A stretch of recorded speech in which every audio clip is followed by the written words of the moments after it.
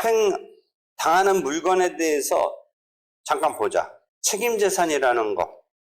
옆번호 4-8 가봐. 4-8 옆번호. 책임재산. 그 집행의 목적 내지 집행의 대상이 되는 재산이야. 그럼 여러분 이미 조금씩 들었어. 압류 금지된다 막 이런 얘기 들어봤지. 월급 2분의 1 이상은 안 된다. 생존을 위해서. 월급이라든지 그런 어떤 퇴직금 같은 거. 그러니까 그런 거. 그 강제집행의 만족의 대상이 되는, 강제집행 대상이 되는 재산을 책임재산이라고 한다. 채무자의 일반 재산인데 이 채무자의 일반 재산이라고 집행이 들어왔는데 그 실제 주인의 입장에서는 그게 채무자 게 아니라 내 거다 라는 상황이 있을 수 있지. 그렇잖아? 그럼 그게 제3자로서 이의소를 내는 거죠. 그래서 4-10 옆번호 보면 책임재산이 되는 것은 원칙적으로 채무자의 일반 재산, 채무자에게 속하는 재산. 그렇지만 아까 2분의 1 정도는 안 될 수도 있는 게 월급 같은 채권, 퇴직금 같은 채권은 채무자에 속하는 것. 그래서 실제 그것조차도 잠탈하는 것에 대해서 잠탈이랄까? 그게 허탈하게 되는 거 한번 설명한 적 있지 않나? 월급 자체를 회사에 대해서 압류하고 추심명령 같은 걸 걸 때 압류를 딱 했는데 요새 월급을 어떻게 주니? 통장으로 넣잖아. 통장으로 넣어주면 다른 현금하고 다른 금전하고 현금이 아니라 다른 그 통장의 금액하고 섞여버리니까 이게 월급이냐 아니냐의 성질이 없어져 버려. 그렇게 되면 2분의 1만 할 수 있느냐 없느냐에서 100% 할 수가 있어. 그러니까 월급에 들어온 거, 통장에 들어온 거, 이건 2분의 1만 하라 마라 할 수가 없어. 채권 입장에서는 월급에 의식을 하지만 통장에 들어와 있는 거면 그냥 섞여 있는 거다. 금전이다. 금액이다. 그런 경우도 가능해. 한편 특정물의 인도 청구권의 강제집행의 경우는 채무자가 점유하고 있는 해당 특정물만이지. 그 다음에 시간적으로는 4-11 집행 개시 당시. 이미 집행 개시 시에 제3자에게 처분한 것은 손을 떠난 거지. 다만 사행위 취소 소송 같은 게 가능하다. 그런 상황의 요건이 맞으면 가능하지만 떠난 건 떠난 거지. 채무자의 재산이었지만 집행 개시 시에 채무자로부터 벗어난 거니까 시간적으로 채무자의 재산이라고 볼 수 없는 거지. 그걸 사행위 취소 등으로 원상회복 시켜야겠지. 만약 하려면. 그 다음에 4-12는 형식적 외관만으로 집행을 하니까 이래서 제3자 이의소 제도가 있을 수 있는 거지. 형식적으로 보이는 대로 채무자가 갖고 있는 것처럼 보이니까 집행을 했는데 만약 그 소유관계나 속하는 관계를 다 파악해서 하려면 이게 또 한 판 벌여야 되니까 일단은 해라. 일단은 하는데 그 소유관계를 불만을 가진 사람 입장에서 그 사람이 제3자 이의소를 내라. 이런 틀을 갖고 있는 거지. 그러니까 획일적으로 일단 보이는 대로 해라. 보이는 것대로 하지 않고 다 파악해서 제대로 관계를 파악해서 한다면 이것도 여기서 한판 붙어야 돼서 어려워질 수 있으니까 일단은 해라. 그쪽이 억울한 사람이 등장해라. 그런 틀을 갖고 있다는 거지. 이해되겠어? 그러니까 그게 제3자 이의소를 두고 있다라는 거지. 되겠지? 아예 보면 4-14 압류금지 채권이라든지 압류금지 2분의 1 이상 금지 채권이라든지 그 다음에 동산의 경우는 막 생존에 필요한 가재도구 같은 거 가서 하면 안 되도록 딱 돼 있을 거야. 어디 가서 보면 아니면 동산 집행 가서 보면 유채동산 같은 데 가서 보면 12-16 압류가 금지되는 물건. 이때는 채권이 아니라 물건. 동산 집정하는데 어부의 경우에 어망, 그물 이런 거. 그것도 있네. 훈장 같은 건 하면 안 되네. 훈장. 시로 같은 데 가서 보면. 8호에 가서 보면 제사 지내는 이런 거 하면 안 되겠네. 그야 뭐 약간 제사 이런 거냐. 족보 같은 거 하면 안 되네. 도장, 문패, 일기장. 장애인용 경영자동차는 안 되네. 자동차가 일단 동산이니까 재방지 어떤 설비 이런 거 안 되네. 그 앞에 12-15 구체적 예 읽어봐. 12-15 안과의원에서 빚져가지고 망했는데 자택에 보관하고 있는 현금 100만 원, 레이저 강사선 기계, 그 다음에 이 사람 불교 있나 집에 불상 갖고 있나 보지. 한번 읽어봐. 현금은 일정한 금액까지는 안 할 거야 아마. 왜냐면 아무리 가난하고 뭐해도 통장 갖고 있고 통장에다 돈 넣어놓고 쓰지 현찰로 쓰지는 않잖아 현대사회. 그럼 그 돈이 있다고 진짜 이 사람의 재산적 가치로 돈이 있는 게 아니라 당장 쌀 사 먹을 돈 현금으로 갖고 있을 수도 있지만 통장에 넣고 있다고 그래서 쌀 사 먹을 돈 뺏으면 안 된다 뭐 이런 생각일 거야. 옛날같이 통장을 갖고 있다고 부자인 건 아니잖아 요새는. 그냥 하나의 보관 수단이지. 그러니까 그런 생각 해보고. 레이저 눈 기기. 불상을 어떤 신앙적으로 갖고 있느냐 아니면 투자적으로 뭐 이렇게 갖고 있느냐에 따라 틀리다 이거네. 그제? 신앙적이면 안 된다라고 볼 수 있겠지. 근데 뭐 투자적으로 갖고 있으면 금불상으로 막 이렇게 해가지고 그건 해도 되지 않을까? 그런 거 내가 이해를 도우려고 써놨네. 읽어봐. 그런 거야.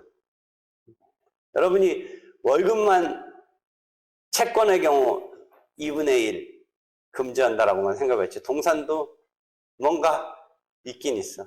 그 12-16의 3이 그 2와 3이 그 생활비인데 2개월간의 식료품 2개월간까지는 봐주는데 그럼 3개월분이면 그러면 2개월분 넘어서 그걸 할 수도 있나 보네. 어? 쌀 포대로 10가마 사놨어. 그런데 한 2개월까지는 한 가마 먹는다고 치면 9가마, 9가마 정도. 그 다음에 3번이 아까 그 100만원 그거 걸린 거야. 한 번에 읽어봐, 3만원. 이건 약간 그 규칙에서 약간씩 올려줄 거야, 아마. 어? 생존비가. 지금 현재 얼마? 185만원? 그러니까 아까 100만원이니까 그 이내인가? 185만원 정도는 통장에 있다고 해서 그게 부자가 아닌 거지. 써야 되는 돈이지 뭐. 통장에 넣어놓고 쓰는 거일 뿐이다. 이렇게 보는 거지. 응? 응. 또 통장 생각해봐. 내 통장에 지금 20원이 있는데, 20원은 좀, 한 20만 원이 있는데, 200만 원 들어왔을 때, 200만 원이 월급으로 들어왔겠지.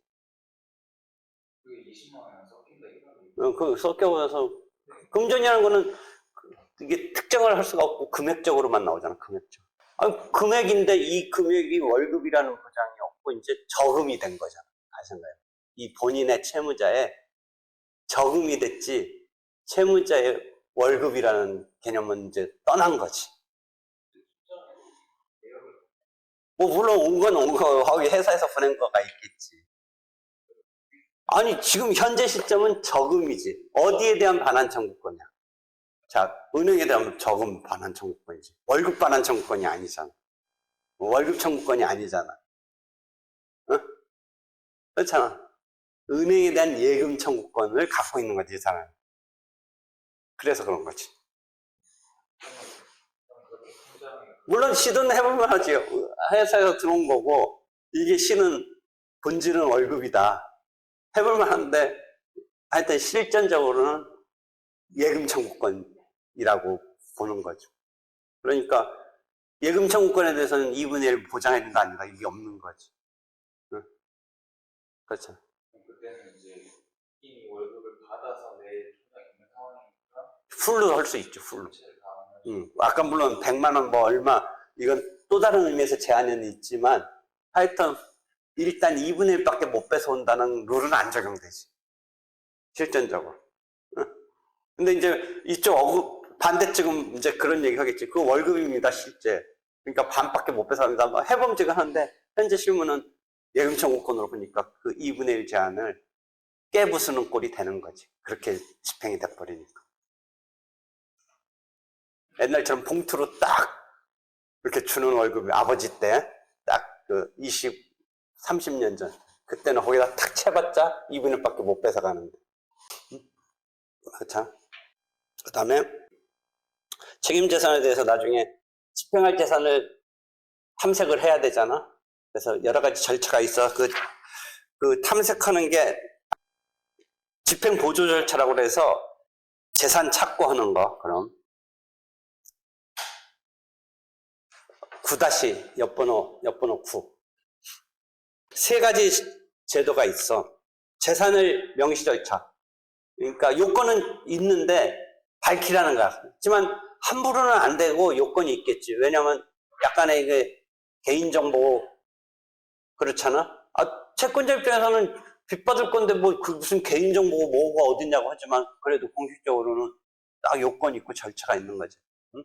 재산을 명시시키는 거야. 응? 하나는 그럼 신청하면 법원이 요건에 맞춰서 명시하라고 명령을 내려. 그 다음에 기일을 잡아서 그 기일에 선서하고서 내 재산이 이런 겁니다. 거기서 선서한 예상은 어떻게 되겠어? 나중에 이제 감치, 벌칙 이런 거에 적용이 있을 수 있는데 버티면 명시 안 하려고 버티면 뭐 그렇게 되는 거죠. 근데 그게 더 낫다고 생각할 수도 있지 뭐. 그 정도 갖고 밝혀져서 집행당하느니 나 그냥 모르쇠로 나가는 거 생각할 수도 있는 거죠. 뭐. 그래서 명시 이렇게 해서 하라. 그 다음에 재산 조회제도. 이건 명시는 뭐야? 채무자가 스스로 내 재산 이겁니다 하는 거고 재산 조회는 뭐야? 이런 어떤 기관에다가 조회하는 거야. 금융기관이나 어떤 공공기관에.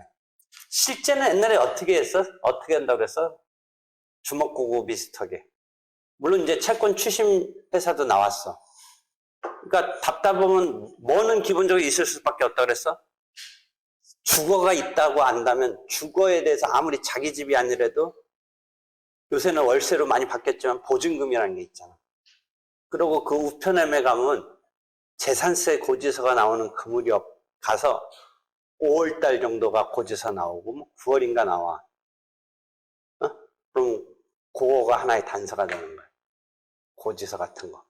재산이 있으면 고지서가 나올 거 아니야. 그 다음에 그 우편물 잘 보면 뭐 이미 또 어떤 채권자에서 압류 막 이런 것도 있지만 의외의 단서가 있을 수 있거든. 그렇잖아? 그래서 보통은 우편함. 주먹구구로. 그런 거 하는 거야. 한편 형사적으로는 이런 거 비슷하게 탐정제도를 도입해야 된다는 게 있잖아. 탐정제도. 민사적으로는 이거 채권 추심회사가 있을까? 재산조회제도는 이제 그렇게 해서 조회하는 거야.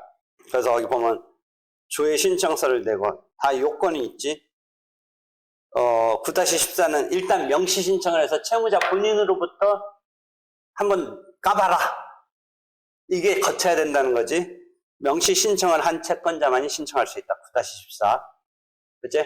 까봐라 했는데 이제 여의치 않으니까 일본은 예금 채권 등의 정보 취득에서는 일본에서는 이제 명시라는 게 이게 독일 제도인데 용어를 일본은 개시라는 용어를 쓰네.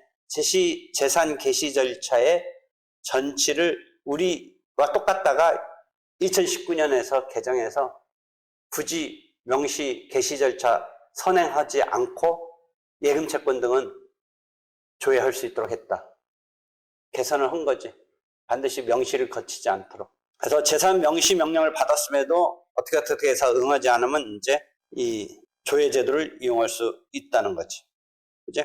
이런 거. 그 다음에 이것도 뭐 어차피 돈 안 갚고 빼돌리고 뭐 하는 것에 대한 불이익으로는 무시될 수도 있는 불이익인데, 채무 불이행자 명부에 올린대. 갈 때까지 뭐 갔는데, 그 불이행자 명부에 올라봤자, 파렴치범, 신용, 신뢰, 무시할 수도 있는 거니까, 이거 무섭지 않다라고 할 수도 있지, 뭐. 그래도 또 좀 점잖은 사람이면 2단계까지 가지도 않을 거고. 그러니까, 하여튼, 불이행자 명부에 딱, 그래서 그게 노출 공시 이렇게 비치하고 있으니까, 그래서 누가, 어떤 사람 채무 불이행 가가지고, 동네 어떤 사람이 그런 거 있나, 가가지고, 명부 보고, 저 사람 이거 가가지고, 잘못 또 소문내면 거꾸로 명예훼손죄 걸리는 거 아니야? 자기만, 저 사람이 그런 사람이구나 정도 알지 않고, 어디 가서, 그 까발렸다가는 거꾸로 역공당할 수도 있잖아. 등재가 됐을 때 9-22가 그거네. 채무 다 갚았으면 채무자가 나 이제 거기서 좀 빼달라고 하고, 그 다음에 갚든 안 갚았든 10년이 지나면 법원이 직권에서 말소시키네. 10년 정도 됐으면 이제. 그래서 이런 제도가 있는 거야. 그러니까 참 채권자가 판결 절차를 통해서 힘들게 집행권을 얻어서 2-3년 걸렸는데, 여기 와가지고 또 이렇게 험난하잖아. 그러니까 집행법의 어떤 취지, 목적 중에 중요한 건 뭐야? 신속한 구제. 이게 제일 우선순위의 어떤 것으로서 채권의 회수, 이런 게 돼야 되는데, 한편 나는 아무리 그래도 요새 처음에 가서 보면 뭐야? 채무자의 어떤 나의 민사선법은 뭐야? 절차보장이잖아. 채무자도 거기 가서 보면 아무리 빚을 졌어도 그렇다요. 그 인권이 있고 그런데, 응? 1-6번 봐봐. 1-6번 몇 번호. 신의성실 원칙이 민사선법을 준용하니까 취지로 자리 잡고 있다고 볼 수 있지만 1-6의 중하단부 봐봐. 집행채권자의 권리 실현이 우선적인 목적임에는 틀림없지. 더더욱 그게 신속하고 효율적으로 돼야겠지. 이렇게 지리부진하고 이렇게. 그런데 나는 또 채무자 보호의 필요성도 염두에 둬야 된다는 거지. 그렇잖아?